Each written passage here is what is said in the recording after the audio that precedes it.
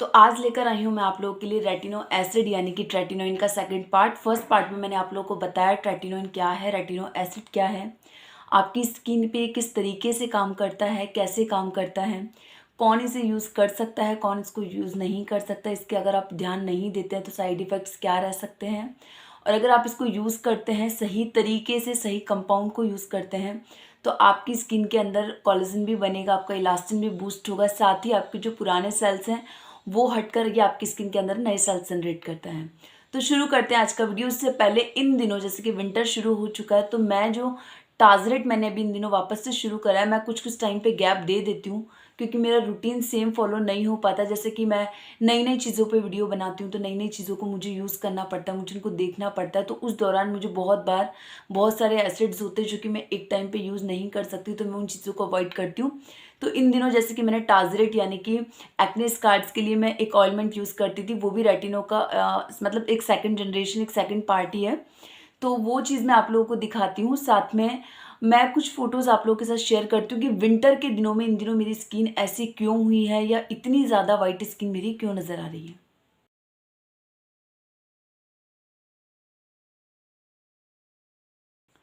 तो आप लोगों ने अभी मेरी कुछ पिक्चर देखी होगी, उसमें आप लोगों ने देखा होगा बहुत माइल्ड माइल्ड वाइट कलर का पील्स हो रहा है, मेरे इस एरिया में ज़्यादा हो रहा है। अभी मैंने बहुत अच्छे से मॉइस्चराइज़र लगाया हुआ है इसलिए वो शो नहीं हो रहा है, लेकिन जब भी मैं टाजरेट या ट्रेटिनोइन यूज़ करने के बाद जैसे ही मुझे 2-3 दिन निकलते हैं, स्पेशली विंटर टाइम में मेरे साथ ये चीज़ ज़्यादा होती है कि मैं भी फेस को वॉश करती हूँ। वॉश करने के बाद अगर मैं लास्ट 5 मिनट के अंदर अंदर अगर अपने फेस पे मॉइस्चराइज़र नहीं लगाती हूँ तो मेरी स्किन इस तरीके की हो जाती है मानो मेरी स्किन ड्राई हो या बहुत ज़्यादा फट चुकी हो, काफ़ी टाइम से मेरी स्किन को किसी भी तरीके का कोई मॉइस्चर नहीं मिला हो।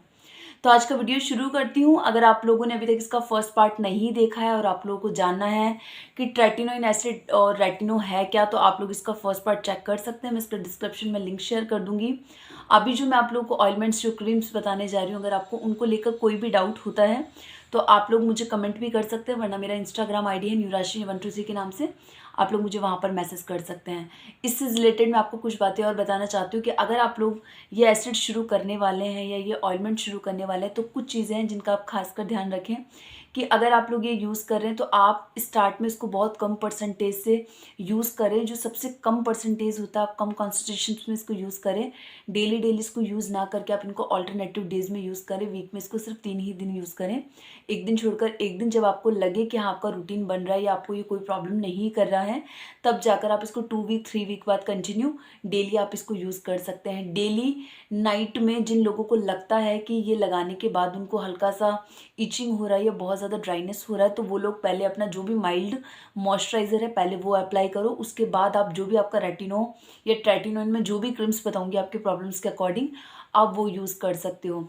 एक चीज़ आपको ध्यान रखनी है, जब भी आप ट्रेटिनोइन यूज़ करते हैं या नहीं करते हैं, अगर आपके रूटीन में ट्रेटिनोइन चल रहा है, चाहे ऑल्टरनेटिव डेज में चल रहा है, चाहे वीक में 2 ही बार चल रहा है, लेकिन आपको डेली मॉर्निंग के टाइम पे अपने फेस को मॉर्निंग इवनिंग में अच्छे से वॉश करना है किसी माइल्ड क्लीनर से, और उसके बाद अपने फेस पे बहुत अच्छे से मॉइस्चराइजर अप्लाई करना है। अपनी स्किन को बिल्कुल भी ड्राई नहीं रहने देना है, क्योंकि जितने भी रेटिनोइड एसिड्स हैं, ट्रेटिनोइड क्रीम्स वगैरह हैं, चाहे वो किसी भी फॉर्म में हो, किसी भी कंपाउंड में हो, वो हमारी स्किन को बहुत ज़्यादा ड्राई कर देते हैं, बहुत ज़्यादा सूखा बना देते हैं और बहुत ज़्यादा सेंसिटिव बना देते हैं। ये जैसे कि हमारी स्किन को बहुत ज़्यादा सेंसिटिव बना देते हैं, तो सेंसिटिव बनाने के बाद जब भी हम लोग सनलाइट में, धूप में जाते हैं और अगर हम लोग बिना सनस्क्रीन के जाते हैं तो हमारी स्किन को बहुत सारे नुकसान देखने को मिल सकते हैं। बहुत बार इससे हमारी स्किन के जलने के भी चांसेस बहुत ज़्यादा रहते हैं, तो स्किन में बहुत ज़्यादा डार्कनेस आ जाता है। तो आप लोग इस चीज़ का खासकर ध्यान रखें कि अगर आप लोग बाहर जा रहे हैं तो SPF 30 से 50 लेकर कोई अच्छा सा सनस्क्रीन ज़रूर लगा कर जाएँ, और कोशिश करें घर से निकलने से 15-20 मिनट पहले आप लोग उसको अपनी स्किन के ऊपर लगा लें। अगर आप लोग प्रेग्नेंट हैं, कोई भी गर्ल्स हो, लेडीज़ वगैरह हो, मैरिड, तो अगर वो मैरिड हैं मतलब प्रेग्नेंट हैं या फिर उन मतलब अपने बच्चे को ब्रेस्ट फीडिंग करवा रही हैं, तो प्लीज़ आप लोग ये बिल्कुल अवॉइड करें, आप लोग को ये यूज़ नहीं करना है। और ये जो मैं ऑइलमेंट्स वगैरह बता रही हूँ, ज़रूरी नहीं है कि आप लोगों को किसी डॉक्टर के प्रिस्क्रिप्शन की ज़रूरत है। अगर आप कम परसेंटेज से घर में शुरू करते हैं और कुछ चीज़ों का ध्यान रखकर शुरू करते हैं तो आप लोग इनको घर में बिल्कुल यूज़ कर सकते हैं। जो भी टीनेजर लोग हैं या 20 वाले एज वाले हैं वो लोग इन एसिड्स का या इन जो मैं एसिड्स आपको बताने जा रही हूँ रेटिनॉइड के, उनको आप बिल्कुल यूज़ कर सकते हो। तो शुरू करते हैं आज का वीडियो। फर्स्ट तो है पिंपल्स के लिए। अगर आप लोगों को पिंपल्स के लिए रेटिनॉइड्स यूज़ करना है, तो जिन लोगों को पिंपल्स आने शुरू हैं या अगर आप लोगों के काफ़ी ओल्ड पिंपल्स भी है, तो आप लोग सबसे कम परसेंटेज से शुरू करें। आप लोग 0.025% से स्टार्ट करें। पिंपल्स के लिए आप लोगों को करना क्या, आप लोगों को स्टार्ट में जब आप लोग शुरू करें, तो जैसे कि मैंने बताया आप लोगों को कम परसेंटेज से यूज़ करना है। तो नाइट के टाइम पे आपको अपने फेस को वॉश करना है। वॉश करने के बाद उसको ड्राई करना है। ड्राई करने के बाद बहुत स्मॉल अमाउंट में आपको, जिस एरिया में आपको बहुत ज़्यादा एक्ने है, उस एरिया में उसको अपने फेस पे यूज़ करना है। और यूज़ करने के बाद आपको सो जाना। नेक्स्ट डे मॉर्निंग में फेस को वॉश करने के बाद एक अच्छा सा मॉइस्चराइज़र लगाना है, ताकि आपकी स्किन बिल्कुल भी ड्राई ना रहे। और उसके बाद आपको जो भी सनस्क्रीन आप लोग यूज़ करते हैं, आप वो सनस्क्रीन यूज़ कर सकते हैं अगर आप लोग घर के बाहर जा रहे हैं तो। स्टार्ट में आपको एक दिन छोड़कर एक दिन लगाना है, कंटिन्यू इसको यूज़ नहीं करना है। अगर आपकी स्किन ड्राई है और अगर आपको लगता है कि रात को रेटिनो यूज़ करने के बाद आपको बहुत ज़्यादा ड्राइनेस हो रहा है, तो पहले आप अपने फेस पे मॉइस्चराइज़र अप्लाई कर सकते हो, कोई भी माइल्ड, उससे अच्छे से मसाज करके फिर आप रेटिनो 0.025% यूज़ कर सकते हैं। जब आपको लगता है 1-2 मंथ के अंदर कि आपको अच्छी खासी आदत हो चुकी है, जैसे कि मैंने बताया आपको स्टार्ट में एक दिन छोड़कर एक दिन यूज़ करना है। 1 वीक के बाद अगर आपको लगता है कोई प्रॉब्लम नहीं हो रहा, 2 वीक 3 वीक देखने के बाद आप कंटिन्यू इसको डेली यूज़ कर सकते हैं। 2-3 महीने बाद जब आपको लगता है ये मेरी स्किन को लग चुका है, मुझे कोई प्रॉब्लम नहीं हो रहा है, तो उस कंडीशन में आप 0.05% इसका शुरू कर सकते हैं। ये है पिंपल्स के लिए। जिन लोगों को ब्लैक हेड्स व्हाइट हेड्स होते हैं, चाहे वो चिक्स एरिया में होते हैं, नोज़ एरिया में होते हैं, इधर होता है, इधर होता है, जिन भी एरिया में आपको ब्लैक हेड्स व्हाइट हेड्स हो रहे हैं, तो एडाफ्लिन जेल 0.01% आती है। उसको आपको क्या करना है, नाइट में अपने फेस को वॉश करना है। वॉश करने के बाद ड्राई करना है। जैसे कि ये सभी रेटिनॉइड्स के पार्ट हैं, तो वॉश करने के बाद आपको वही कम अमाउंट्स में इसको अपने फेस पे लगाना है। जिस एरिया में प्रॉब्लम है सिर्फ उस एरिया में, आईज़ में बिल्कुल भी ये नहीं लगना चाहिए आपके। और सो जाना। नेक्स्ट मॉर्निंग में फेस को वॉश करके माइल्ड क्लींजर से और मॉइस्चराइज़र अच्छे से करना है। अगर आप बाहर जा रहे हैं तो सनस्क्रीन कंपल्सरी कि आपको यूज़ करना ही करना है, वरना आपकी स्किन ज़्यादा सेंसिटिव होती जाएगी। स्टार्ट में इसको भी आपको अल्टरनेटिव डेज में लगाना है, कि वीक में आप इसको एक दिन छोड़कर एक दिन लगाएं। जब आपको लगे कि हाँ ये आपकी स्किन को सूट हो रहा है या कोई प्रॉब्लम नहीं है, तो फिर आप इसको कंटिन्यू डेली यूज़ कर सकते हैं। अगर आपको इनके अच्छे रिजल्ट्स देखने हैं कि ये आपको अच्छे रिजल्ट्स दें, तो आपको इसको कंटिन्यू कम से कम 6 मंथ यूज़ करना पड़ेगा इसके अच्छे रिजल्ट्स देखने के लिए। अगर आप 1-2 महीने में ही इसको कंटिन्यू करना बंद कर देते हैं, तो फिर आपको इसके रिजल्ट्स नहीं देखने को मिलेंगे, क्योंकि रिजल्ट्स आने 1 मंथ 2 मंथ के बाद ही शुरू होते हैं। अब बात करते हैं उन लोगों की जिनके एज 20 to 40 के बीच होती है, 40 वाले एज वाले लोग, जिन लोगों को फाइन लाइन्स होती हैं। जिन लोगों को फाइन लाइन्स होता है, रिंकल्स होता है, किसी भी तरीके की स्पॉट्स हैं, चाहे वो एज स्पॉट्स हैं या फिर आप लोगों को किसी एक्ने से रहा है या किसी भी तरीके के आप लोगों को मार्क्स रहते हैं, तो उस कंडीशन में आप लोग, जो मैंने आपको बताया कि रेटिनो ए का 0.25% यूज़ कर सकते हैं। और जब आपको लगे कि आपकी स्किन उसको टॉलरेट कर पा रही है, तो आप फिर 0.5% यूज़ कर सकते हैं। लगाने का सीन बिल्कुल वैसा का वैसा ही है कि नाइट टाइम में एक दिन छोड़कर एक दिन आपको यूज़ करना है। और जब आपको लगे कि आपकी स्किन उसको टॉलरेट कर पा रही है, तो फिर आप उसको कंटिन्यू डेली यूज़ कर सकते हैं। एक चीज़ का ध्यान और रखना है आप लोगों को, कि जो भी लोग इसको यूज़ करते हैं, इतना सा बस आप लोग ध्यान रखें कि एक तो इसका अमाउंट, जो आप इसका मतलब क्वांटिटी ले रहे हो, वो बिल्कुल भी ज़्यादा नहीं होनी चाहिए कि आप बेस्ट रिजल्ट्स के लिए इसको ज़्यादा ले रहे हो। एक, आपकी स्किन बिल्कुल भी ड्राई नहीं रहनी चाहिए। आपको अपनी स्किन को पूरा टाइम, मतलब पूरा दिन ही अच्छे से मॉइस्चर करके रखना है। स्किन में ड्राइनेस नहीं बननी चाहिए।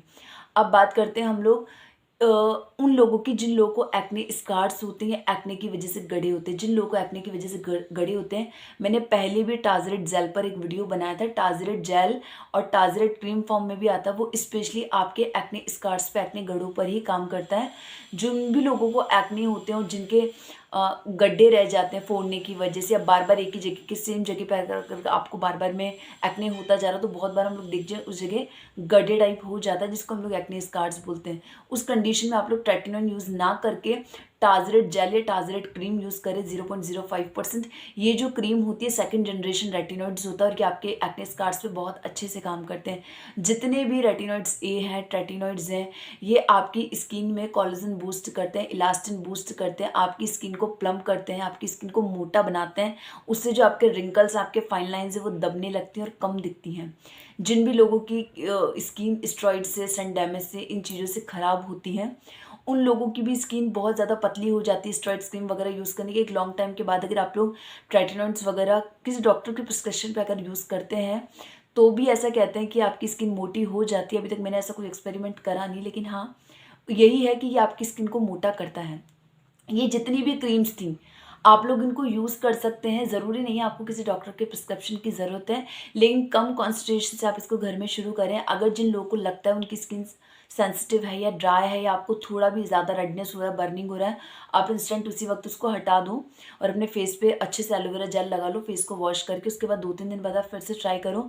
लेकिन अगर आपको लगता है कि नहीं, आपको दोबारा इससे प्रॉब्लम हो रहा है, तो फिर आपको इसको बिल्कुल भी कंटिन्यू नहीं करना चाहिए। और मैं फिर से कह रही हूँ, अगर आपको इसके अच्छे रिजल्ट्स देखने हैं तो आपको इसको कंटिन्यू एक लॉन्ग टाइम तक यूज़ करना पड़ेगा, तभी आप लोग इसके अच्छे रिजल्ट्स देख सकते हैं। तो ये मैंने अभी आपको बताई, रेटिनो ए 0.025%, रेटिनो 0.5%, एडाफ्लिन जेल 0.01% और टारजेट क्रीम 0.05%। ये 4 क्रीम्स थी। ये आपकी स्किन की जितनी भी प्रॉब्लम्स होती हैं उन पे अलग-अलग, ये अलग-अलग कंपाउंड से अलग-अलग स्किन की प्रॉब्लम्स पे काम करते हैं। अगर आप इनको सही तरीके से यूज़ करेंगे तो ये बिल्कुल आप लोगों को रिजल्ट्स देंगे, लेकिन आप लोगों को पेशेंस रखना पड़ेगा। अगर आप लोगों को लगता है आपका आज का वीडियो आप लोगों के लिए यूज़फुल था, या आप लोगों को इससे थोड़ा भी नॉलेज गेन होता है, या आप लोगों के लिए इन्फॉर्मेटिव बनता है और ये वीडियो आपके काम आता है, तो मेरे वीडियो को एक लाइक कर देना। अगर अभी तक आपने इसका फर्स्ट पार्ट नहीं देखा तो मैंने कहा है कि मैं डिस्क्रिप्शन में लिंक शेयर कर दूँगी, आप लोग वो देख लेना। अगर आप लोग का फर्स्ट पार्ट से सेकंड पार्ट से कोई भी रिलेटेड सवाल है तो आप लोग मुझे मैसेज कर सकते हैं इंस्टाग्राम आईडी न्यूराशि 123 पे, वरना आप लोग मुझे कमेंट्स भी कर सकते हैं। मैं आपके सवाल का जवाब ज़रूर दूँगी। Thank you.